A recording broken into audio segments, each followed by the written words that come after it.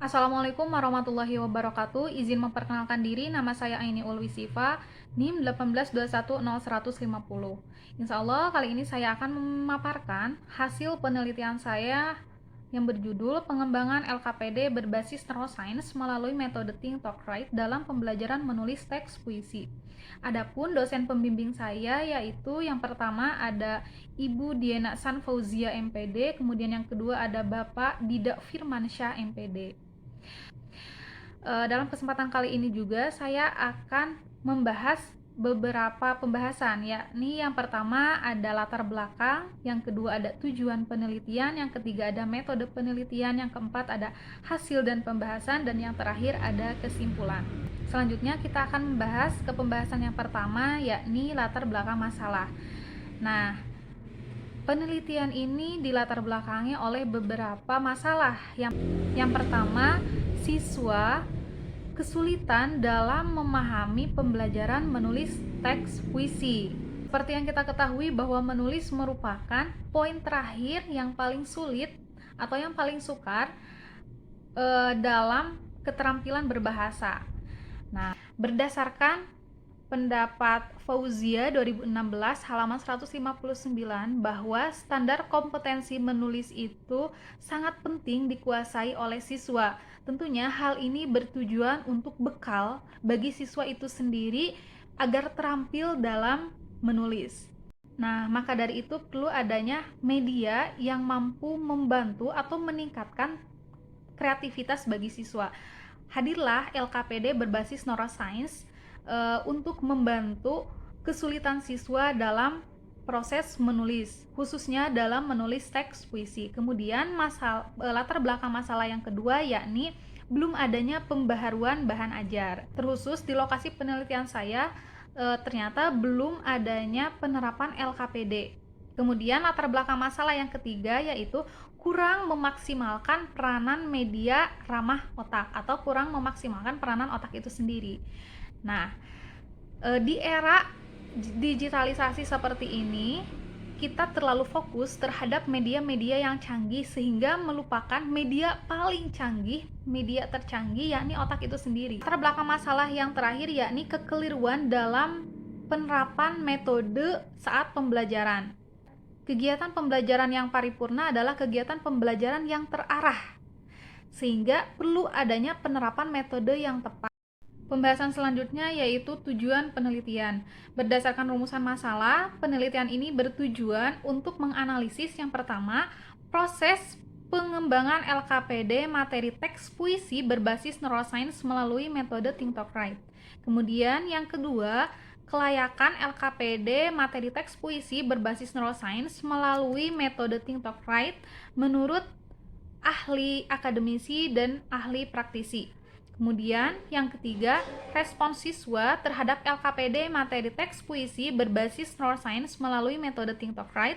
Kemudian yang terakhir, kemampuan menulis teks puisi siswa dengan menggunakan LKPD materi teks puisi berbasis neuroscience melalui metode Think Talk Write.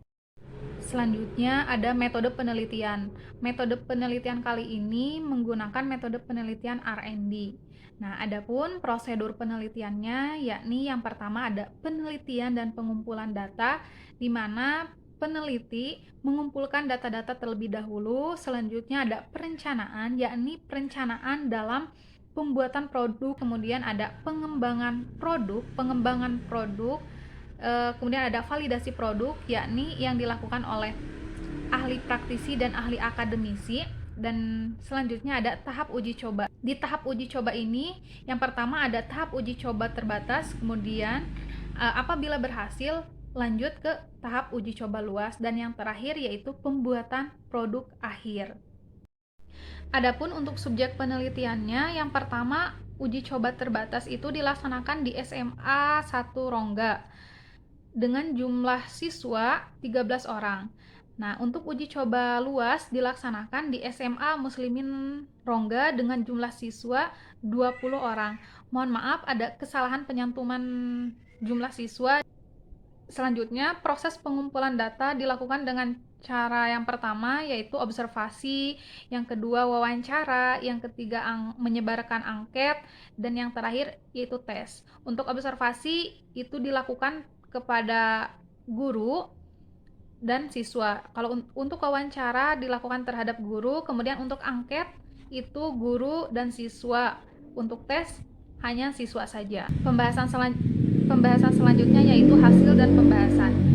Di poin hasil dan pembahasan ini berdasarkan pendapat Bird and Gall bahwa proses pengembangan LKPD ini melalui beberapa proses. Yang pertama ada penelitian dan pengumpulan data, kemudian yang kedua ada perencanaan, yang ketiga ada pengembangan produk, selanjutnya ada validasi produk, tahap uji coba, dan yang terakhir ada pembuatan produk akhir. Nah, sehingga hasil produknya seperti ini. Selanjutnya hasil penelitian yang kedua yaitu kelayakan pengembangan LKPD. Kelayakan pengembangan LKPD ini diuji validitas oleh beberapa ahli. Yang pertama ada ahli akademisi dan yang kedua ada ahli praktisi.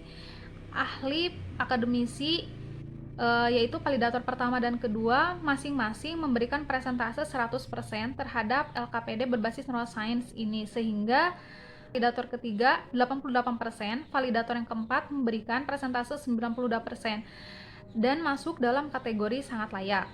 Selanjutnya adalah respon peserta didik.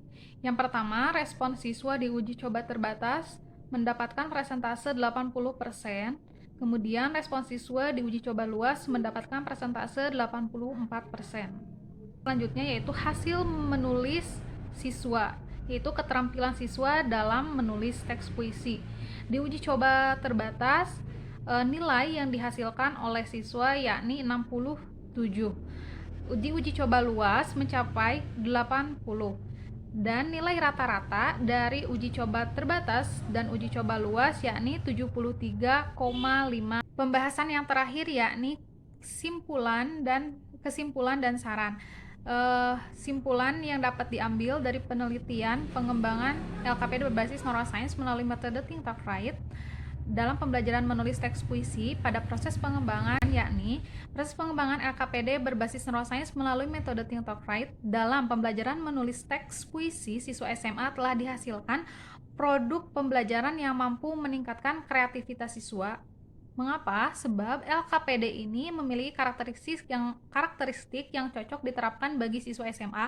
Selain tampilannya yang menarik, konten dalam LKPD ini pun bersifat kekinian. Kemudian kelayakan LKPD, aspek validasi berdasarkan ahli akademisi mencapai persentase 100% dan ahli praktisi masing-masing memberikan persentase 88% dan 92%. Kemudian respon siswa di uji coba terbatas mendapatkan persentase 80% dan di uji coba luas mendapatkan persentase 84%. Kemudian hasil menulis siswa atau hasil keterampilan siswa dalam menulis teks puisi yakni kemampuan peserta didik dalam keterampilan menulis di tahap uji coba terbatas memperoleh nilai rata-rata 67 dan pada uji coba luas didapatkan nilai rata-rata 80.